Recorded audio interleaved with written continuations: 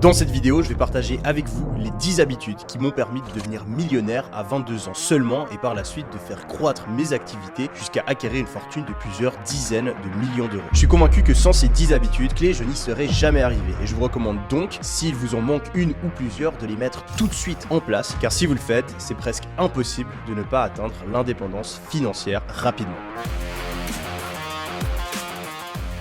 La première habitude, ça va être de prendre des risques. Car comme je le dis souvent, on ne peut pas espérer atteindre un succès différent de la plupart des gens si on agit comme la plupart des gens. Et la chose qui pousse la plupart des hommes à avoir une existence médiocre, c'est tout simplement le fait de ne pas oser surmonter ses peurs. On a tous certains objectifs, certaines envies, certains désirs que l'on aimerait atteindre, mais on n'essaye même pas. On ne tente même pas car on a peur de l'échec. Et s'il y a bien un point commun qu'ont tous les millionnaires, c'est qu'ils ont su surmonter ces blocages. C'est ce que j'ai fait personnellement quand j'ai lancé mon business alors que j'étais étudiant. Tout le monde me disait de me concentrer sur mes études et que les business en ligne ça ne marchait pas. Mais j'ai osé, j'ai tenté, même si j'avais peur d'échouer, de perdre du temps, de perdre de l'argent, car je me suis dit que si j'avais envie d'atteindre ma vision, mes objectifs, il fallait que je surmonte ça. J'ai aussi su prendre des risques quand mon activité a commencé à décoller. Et c'était pas seulement le cas au début. Au fur et à mesure que mes business ont prospéré, ont progressé, j'ai dû prendre toujours plus de risques. J'ai payé des influenceurs plusieurs dizaines de milliers d'euros sans pouvoir être sûr si j'allais avoir un retour sur investissement. J'ai envoyé plusieurs centaines de milliers d'euros pour créer du stock en Chine chez mes fournisseurs alors que je leur avais parlé que 2-3 fois sur Skype et qu'il y avait une grosse possibilité qu'ils se barrent simplement avec de l'argent ou ne livrent pas les produits. Il y a 2 ans, j'ai dépensé plusieurs centaines de milliers d'euros pour organiser un concours alors que ça n'avait jamais été fait auparavant et que ça aurait très bien pu être un flop monumental. Sans cette attitude-là, je n'aurais jamais pu générer autant d'argent. Et si aujourd'hui vous êtes paralysé, vous avez cette peur qui vous empêche d'avancer, je vous recommande fortement de penser à 2 choses. La première, c'est que le plus grand risque, c'est de n'en prendre aucun. Si vous ne prenez aucun risque, vous êtes sûr et certain de ne pas obtenir la vie que vous voulez. Donc si vous êtes perpétuellement en train d'attendre le bon moment, en fait vous êtes en train de prendre un risque énorme et c'est tout simplement de vivre une vie médiocre. Et le deuxième conseil que j'ai pour vous, c'est de relativiser. Vous n'êtes pas en train de jouer votre vie.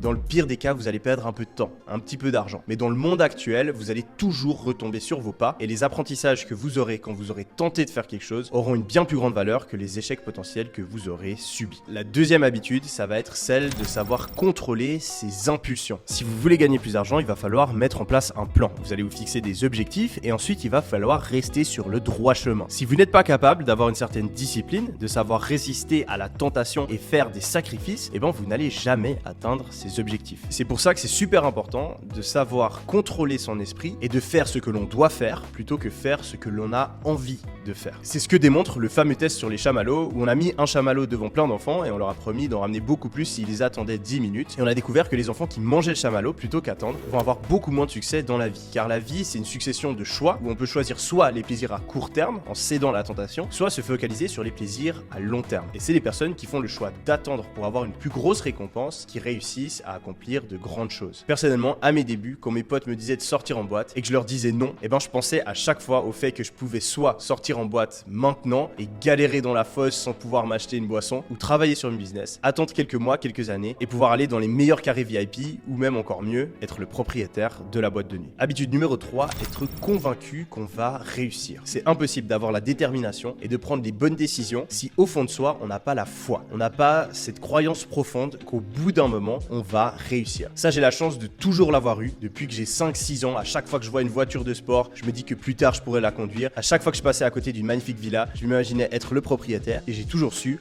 qu'au bout d'un moment j'allais être riche. Mais je savais pas comment. Je pensais pas que ça allait se passer par magie. Je savais que j'allais devoir beaucoup travailler, je savais pas comment j'allais faire. Peut-être que je prendrais des dizaines d'années avant de réussir, mais j'étais certain qu'au bout d'un moment ça allait fonctionner. Et si aujourd'hui c'est pas le cas pour vous, c'est vraiment primordial que vous changiez cette manière de penser. Quatrième habitude, l'auto-analyse et l'autocritique. Contrairement à ce qu'on pourrait penser, l'écrasante majorité des millionnaires et des personnes qui accomplissent de grandes choses ont tendance à penser qu'ils ne seront jamais à la hauteur. C'est des personnes qui vont constamment se remettre en question et qui vont avoir peur d'échouer. C'est des personnes qui vont jamais être satisfaites et toujours penser qu'elles peuvent faire mieux. Ça me surprend pas du tout parce que c'est un problème que j'ai depuis que je suis gamin où j'ai toujours l'impression que c'est pas assez. À l'école, si j'obtenais un 18 sur 20, je me disais mais pourquoi t'as pas eu 20 sur 20? Quand je jouais au foot, quand je mettais 2 buts, je me disais mais t'aurais pu en mettre 3. Quand on me fait des compliments, j'ai toujours eu tendance à les ignorer mais à m'obséder envers toutes les critiques qu'on me fait. C'est pas très sain car ça crée beaucoup d'anxiété mais ça permet de s'améliorer beaucoup plus vite que les autres et travailler beaucoup plus dur. Quand on échoue, on va toujours penser que c'est de notre faute et réfléchir à comment comment est-ce qu'on peut faire pour ne pas que ça se reproduise, et quand on réussit, on va se dire que c'est pas assez et qu'on aurait pu faire mieux. À l'inverse, la plupart des gens vont se trouver des excuses quand ils échouent, et quand ils réussissent, se dire que c'est les meilleurs. Habitude numéro 5, savoir faire du deep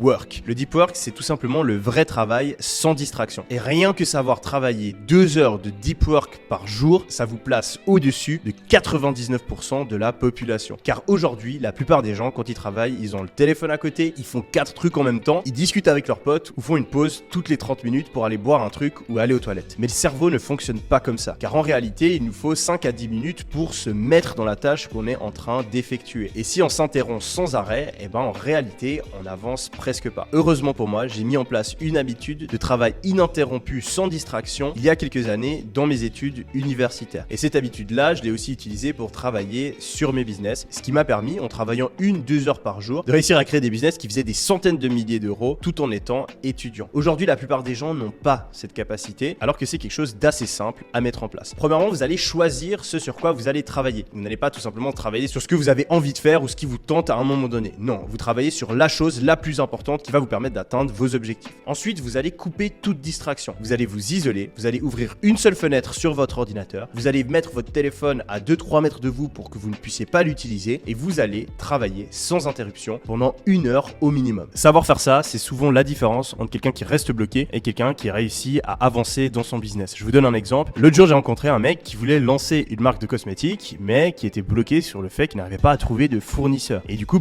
il cherchait en ligne, mais voilà, il procrastinait, il avançait pas. Alors qu'une personne qui aurait su ce que c'était le deep work, elle se serait dit, qu'est-ce qui me bloque aujourd'hui? C'est le fait que je ne sache pas comment trouver un fournisseur pour lancer ma marque. Et ensuite, elle aurait mis un plan d'action pour résoudre ce problème, elle se serait formée, elle aurait regardé des vidéos, et ensuite, elle aurait compris que la meilleure manière de trouver un fournisseur, c'est juste de contacter tous les fournisseurs qui existent dans une certaine niche. Et ensuite, elle aurait tout simplement fait 2 heures de deep work où elle aurait tapé sur Google tous les mots-clés nécessaires afin de trouver les fournisseurs, fait une liste de 50-100 fournisseurs, appelé tout le monde, envoyé des emails afin de trouver le fournisseur nécessaire. Cette capacité à passer à l'action sur la bonne chose sans se trouver d'excuses, c'est souvent la différence entre quelqu'un qui a une vie normale et quelqu'un qui fait énormément d'argent et est sur la voie pour devenir millionnaire. Habitude numéro 6, savoir repérer les tendances. Pour réussir à devenir millionnaire, je pense qu'il faut savoir repérer le bon filon. Si vous voulez simplement gagner 10 000 euros par mois, vous pouvez vous contenter de faire quelque chose qui marche déjà pour énormément de gens et juste le faire un petit peu mieux que la plupart des gens et ainsi faire pas mal d'argent. Mais si vous voulez vraiment faire des sommes considérables, il va falloir être en avance. Il va falloir repérer quelque chose qui fonctionne, que la plupart des gens ignorent encore. C'est ce que j'ai fait personnellement quand j'ai commencé à faire du marketing d'influence en 2017, alors qu'au niveau francophone,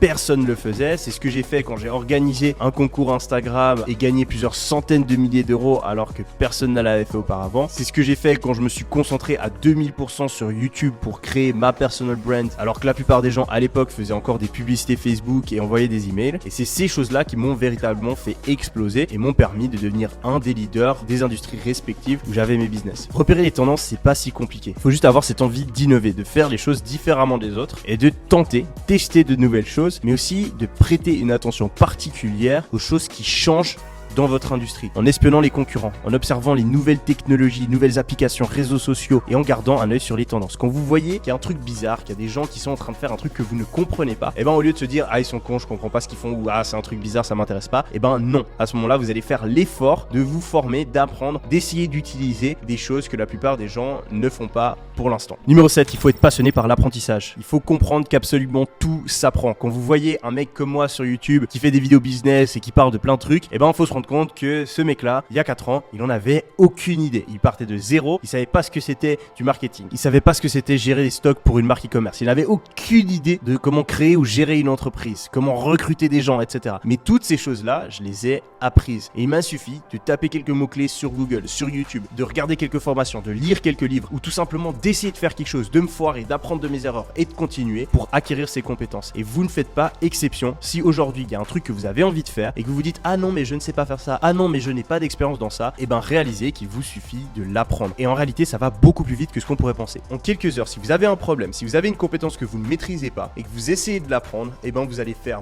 beaucoup plus de progrès que ce que vous pourriez penser. Habitude numéro 8, maîtriser sa productivité. La réalité c'est qu'on a tous 24 heures dans une journée et la plupart des gens ils vont tout simplement gaspiller ces 24 heures pour travailler ou étudier, bref leur activité principale, dormir, manger, faire quelques tâches ménagères ou administratives et puis passer du bon temps. Et c'est uniquement en utilisant mieux ces 24 heures que vous pourrez avoir un succès financier au-delà de la norme. Il y a plein de trucs qu'on peut mettre en place pour être plus productif. Mais rien qu'en maîtrisant ces 3 points clés, vous allez aller super loin. Le premier, c'est tout simplement le sommeil. Ça doit être votre priorité numéro 1. Car si vous ne dormez pas bien, vous ne réfléchissez pas bien. Et si vous ne réfléchissez pas bien, vous n'accomplirez jamais vos objectifs. Vous allez gagner en motivation, en clarté d'esprit, en mémoire, en stabilité émotionnelle, capacité intellectuelle si vous dormez assez. Alors couchez-vous tous les jours à la même heure et réveillez-vous tous les jours à la même heure. Deuxième point clé, ça va être la nourriture. Votre corps et votre esprit ne peuvent pas fonctionner de manière optimale si vous le remplissez de conneries. Mangez équilibré, faites attention à la malbouffe, aux trucs trop gras, trop salés et aux nourritures ultra chimiques. Finalement, troisième point, ça va être de contrôler sa dopamine. La dopamine, c'est l'hormone du plaisir et de la motivation. Et si cette hormone est trop stimulée par votre mode de vie, vous n'allez jamais